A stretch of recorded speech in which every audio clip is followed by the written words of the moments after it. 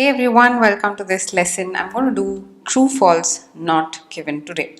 Now, this concept is dreaded by many students, and I get puzzled as to why this is such a dreaded concept. You don't have to worry about this question type too much unless you implement what I'm about to tell you. Right? So I am Aparna and I'm the chief coach at Grassroot Education. I take care of the teaching here. And if you've been following me, you know that I send out free lessons every day on YouTube. I also do a lot of free master classes and I do a complete IELTS workshop every Sunday.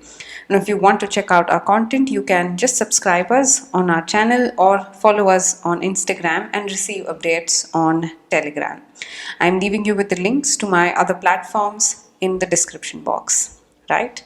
Okay, let's get started with the lesson then. Now, for someone who is just a beginner, what does true false not given actually mean? Let me tell you. So, true false not given is a question type in the reading test, in the IELTS reading test, and all you are asked to do is to compare text between the question and the passage, right? And this is what you're supposed to do.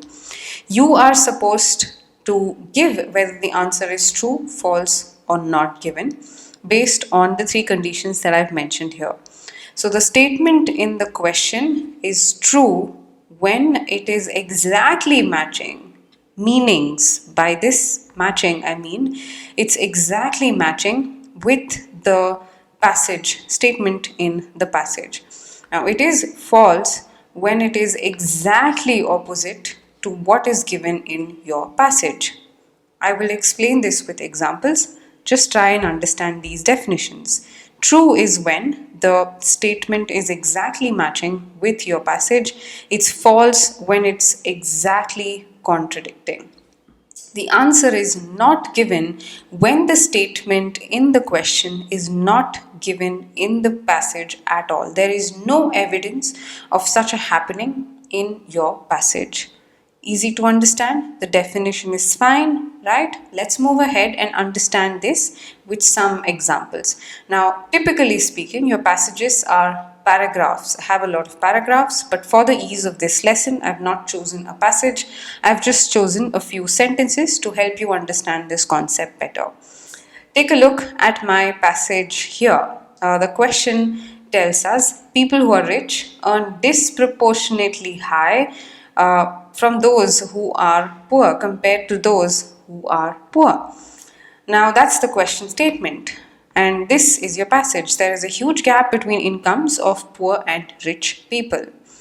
Now that you've understood the two statements, passage and question, I hope you also understood the meanings there. The meanings here, this means that people who are rich earn disproportionately high compared to those who are poor. Now, this indicates that the incomes have a lot of gap, right? The same thing that's given in your passage, and hence your answer is true. When you have such a situation where the meanings are exactly matching, your answer is true. Let's move ahead to another example. Take a look at the question statement. I was convinced until that time that a play had the ability to be good. A play is some kind of an action that's enacted with a script, okay? Had the ability to be good without a premise. A premise is like a situation, is a context, is a topic, is like the base to that particular script. Okay, that's a premise. Here the passage tells us, until then, it had been my unswerving conviction that no play could be any good unless it had a theme. Now, if you look at this statement, let's ignore these fancy words. Unswerving, as in immovable, something that's not changeable at all. That's unswerving. That no play could be good unless it had a theme. Now, this person in the passage tells that I believe that a play is not good at all unless it had a premise, it had a theme, unless it had a foundation. That was the condition for the play to be good. But take a look at the question. The question tells us that I was convinced that a play had the ability to be good without a premise. Now, that's something that's exactly the opposite. He said that no play had the ability to be good without a premise. So, it's opposite of what you see in the passage, which is why your answer is false. Okay, so this is how you differentiate between true and false. Now, what is required by you here? What are you expected to do?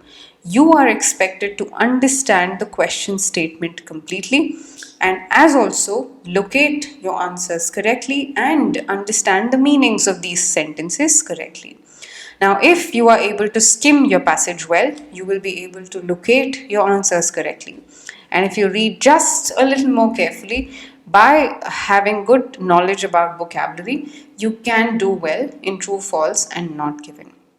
Now, what I suggest for improving your vocabulary is to do more of such practice exercises, as in try reading a lot of newspapers, try picking up blogs or magazines maybe, and read good content. Okay, I don't mean to say that you should memorize words like unswerving and premise. That's not what I mean. But just try and have this habit of exposing yourself to such words. Now, if you watch this lesson this far, you got to know the two words that I was talking about. Maybe you wouldn't have known it if you hadn't watched this lesson this far, right? So exposure means everything, right? So try exposing yourself more to such words and such language. Moving ahead with the lesson, let's move ahead to not given now. I'm revealing the answer even before I tell you what it is, what the question and the passage are. Anyway, the question statement tells you here that he felt it was perfectly all right to credit his family.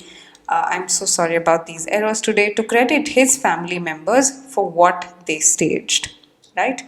Okay, so he felt it was perfectly okay to credit, give appreciation. That's what credit means. To credit his family members for what they staged. A play, what they staged as in what they performed.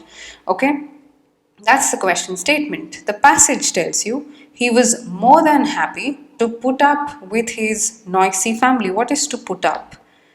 To be adjusting of someone. That's to put up. I am putting up with the noisy background that I have. To put up is to adjust, to put up with his noisy family for the sake of what they created on the stage. Did he credit them? Not really. But did he also not credit them? No, he was just adjusting with his noisy family for the sake of what they created on the stage. Now, in this case, we don't really know whether he felt it was all right to give them the credit, or whether it was all right to reprimand them or to go against and then shout at them. Now, he did none, and we're not sure about whether he actually went ahead and gave credit after this. No one knows that. So he adjusted with his noisy family for the sake of whatever they created on stage. That's fine, but that does not tell us whether this person has given the credit or no, right? Which is why it is not exactly contradicting, and hence we're not sure of whether this statement is present in your passage, which is why the answer is not given. Now, all through the lesson, all that I did with you is to help you understand the meanings of these sentences. Now, if you can actually do that on your own, look out for meanings. Don't take the decision based on what you think the meanings are, right? And do not take the decisions based on any unwritten words like this here. When you said to put up, did you mean to say that he adjusted, he gave credit, or he didn't give credit? Now, when you say you put up, you put up with something, it's not that you didn't give credit, or it's that you gave credit to something. Now, you don't know that unless we actually read that word here. Now, he felt more than happy to credit his noisy family would make sense, but the question unfortunately does not say that, right? Which is why we can't make a decision based on something that's not given or unwritten. Now, to put up does not in any case indicate that he's giving credit or no. That's what I mean here. right? So I hope you understood how to take decisions on whether the answer is false or not given. And I think this statement here, the one that we saw with not given, is the perfect example. Now, if you like this lesson, make sure you implement this in the rest of your practice, and please reach out for queries in the comments section. If you want to receive practice on true false not given and want to be coached by me in this particular section, just reach out to me through the admissions form that's given in the description of this video. My advanced programs are probably the most structured ones that you will find, and also the ones that are most intensive. We will also have special sessions arranged for just true false not given as a part of my advanced programs, and you also get mentored by me. Now, in case you want that, you can fill the admissions form and let us know that you are interested to join us.